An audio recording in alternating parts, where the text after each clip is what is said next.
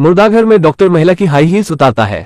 फिर उसने उसकी काली पोशाक खोली। उसने ब्लैक स्टॉकिंग्स के साथ ड्रेस को कचरे के थैले में फेंक दिया। जैसे ही वो महिला के नाइटगाउन को खोलने वाला था, महिला ने अचानक अपनी आंखें खोली और पूछा, मैं कहाँ हूँ? लेकिन डरने के बजाय उस आदमी ने शांति से उससे कहा, तुम शमशान घर में हो, तुम मर गई हो। एना भयभीत हो गई। उसे विश्वास नहीं होता कि इलियट सच कह रहा है। इलियट ने एना की आंखों के सामने उसका डेथ सर्टिफिकेट रख दिया ताकि वो सच्चाई स्वीकार कर सके। एना को तब याद आता है कि वो किस दौर से गुजर रही थी। इससे पहले कि वो मरी, उसका अपने बॉयफ्रेंड से झगड़ा हुआ था, इसलिए वो उदास हो गई और बारिश में गाड़ी चला रही थी। वो एक कार एक्सीडेंट में मर गई। जब वो फिर से उठी तो उसे बताया गया कि वो मर चुकी है। इलियट फिर एक स्पंज बॉल लेता है और एना के शरीर पर काम करना जारी रखता है। वो अंतिम संस्कार में उसे सुंदर दिखाना चाहता है, लेकिन एना उसकी पीठ के बल लेटी हुई है, अभी भी इस पर विश्वास नहीं कर सकती। वो इलियट से पूछती है कि वो उसे जाने क्यों नहीं देगा। इलियट उसके सवालों पर ध्यान नहीं देता। उसे एहसास होने लगा कि वो मर गई है। टाँके अभी पूरे नहीं हुए थे, तभी इलियट ने अपनी घड़ी पर नजर डाली। फिर उसने एक सिरिंज निकाली। उसने कहा कि वो शरीर की मांसपेशियों को अकड़ने से बचाने के लिए एना को मसल रिलैक्सेंट का इंजेक्शन लगाने जा रहा था, क्योंकि एना की मां अब उसे देखने आ रही थी, लेकिन वो जल्दी आ गई।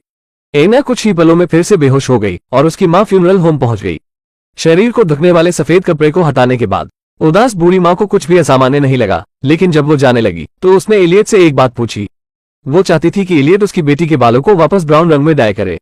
एना जब उठी तब चारों तरफ अंधेरा हो चुका था। उसने अपनी नाड़ी को छुआ, लेकिन कुछ भी महसूस नहीं कर सकी। तभी उसका बॉयफ्रेंड पॉल फ्यूनरल होम पहुंचा। उसे पता चला कि एना के साथ झगड़े के कारण उसका कार एक्सीडेंट हो गया था। उसने इलियट से कहा कि वो उसे अपनी गर्लफ्रेंड के शरीर को देखने दे, क्योंकि वो गिल्टी फील कर रहा था। लेकिन इलियट ने उसे इस आधार पर मुर्दाघर में जाने से मना कर दिया कि वो उसके परिवार का सदस्य नहीं था। दूसरी ओर एना ने अपने बॉयफ्रेंड की आवाज सुनी और दरवाजे के पास जाके आवाज लगाई। उसने अपने बॉयफ्रेंड का नाम पुकारा, लेकिन फ्यूनरल होम में पॉल ने उसे नहीं सुना। वो निराश होकर शमशान घाट से चला गया। एना गुस्से में है और इलियट से पूछती है कि वो अपने बॉयफ्रेंड को क्यों नहीं देख सकती।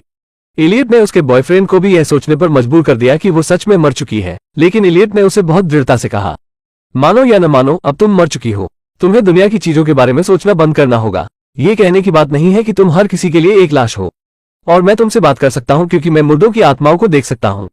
इलियट ने ऐसा कहा और मुड़कर चला गया। लेकिन एना बूढ़े आदमी की बात पर विश्वास नहीं करती है, इसलिए वो इलियट को मारने और इस जगह से भागने का फैसला करती है।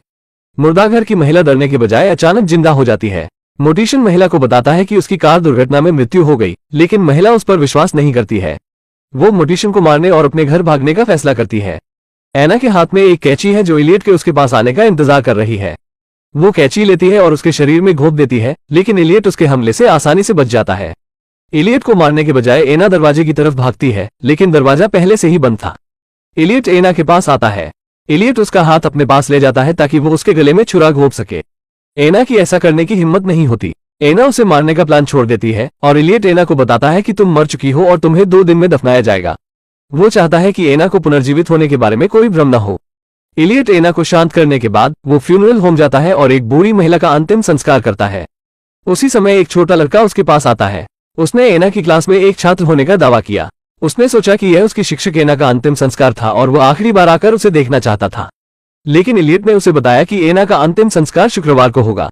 दूसरी ओर एना अपनी किस्मत को दोष दे रही है। वो गुस्से में है और घर में सब कुछ तोड़ देती है। जब इलियट वापस लौटता है और कमरे में गंदगी देखता है तो उसे लगा कि एना ने इस बात को स्वीकार कर लिया है कि वो मर चुकी है। इसलिए उसने कोट उतारा और घर की सफाई शुरू कर दी। तभी एना धीरे धीरे इलियट के कपड़ों के पास गई और चाबी चुराने की कोशिश की। इलियट फिर कुछ खरीदने के लिए बाहर निकला, लेकिन जब वो पेमेंट करने के लिए कन्वीनियंस स्टोर पर था, उसे पता चला कि उसकी चाबियां गायब है, तो वो तुरंत फ्यूनरल होम जाने लगता है। दूसरी तरफ एना पहले ही मुर्दाघर से बाहर आ चुकी थी। जैसे ही उसने दरवाजा खोला, इलियट की हेडलाइट्स उसको दिखी। एना मुड़ी और दूसरी मंजिल की ओर भागी। वो इलियट के ऑफिस गई और लैंडलाइन पर अपने बॉयफ्रेंड पॉल का नंबर डायल किया, लेकिन इस कमरे में सेल फोन का सिस्टम खराब था। पॉल ने मदद के लिए एक धीमी आवाज सुनी और सोचा कि उसे भ्रम हो रहा है, क्योंकि वो अपनी गर्लफ्रेंड को याद कर रहा था, इसलिए उसने फोन रख दिया।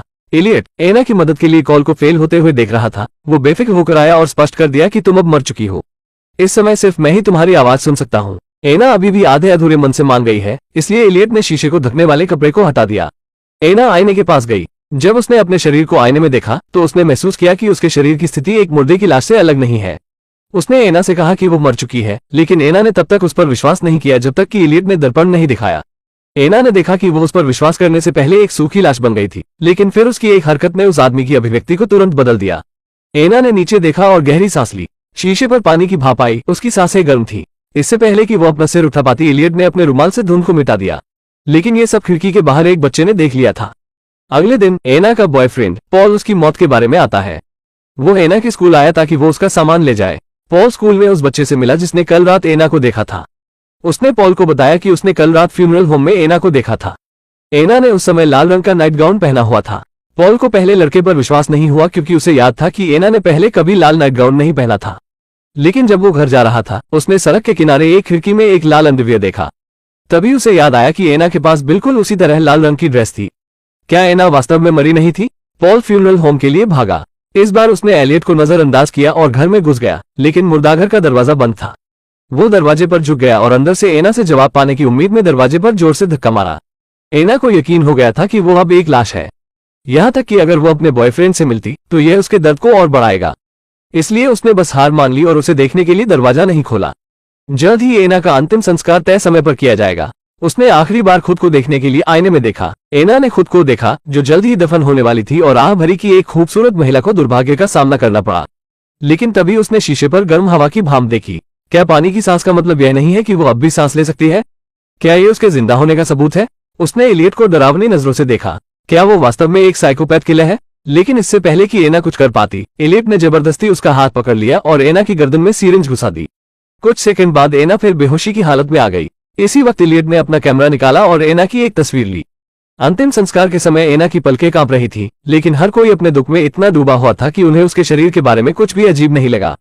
पॉल, उसका बॉयफ्रेंड, सबसे आखिर में आया था। उसे सम्मान देने के लिए उसने एना के हाथ में हीरे की अंगूठी पहना दी।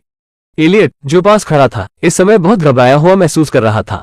उसे चिंता थी कि पॉल एना के शरीर के रहस्य का पता लगा लेगा। पॉल ने एना का हाथ पकड़ रखा था, लेकिन इस समय उसे सबसे ज्यादा ठंडक ही महसूस हो रही थी, जिससे उसे विश्वास हो गया कि एना मर चुकी है। पॉल धीरे धीरे नीचे झुका और जाने से पहले एक आखिरी बार एना को किस किया।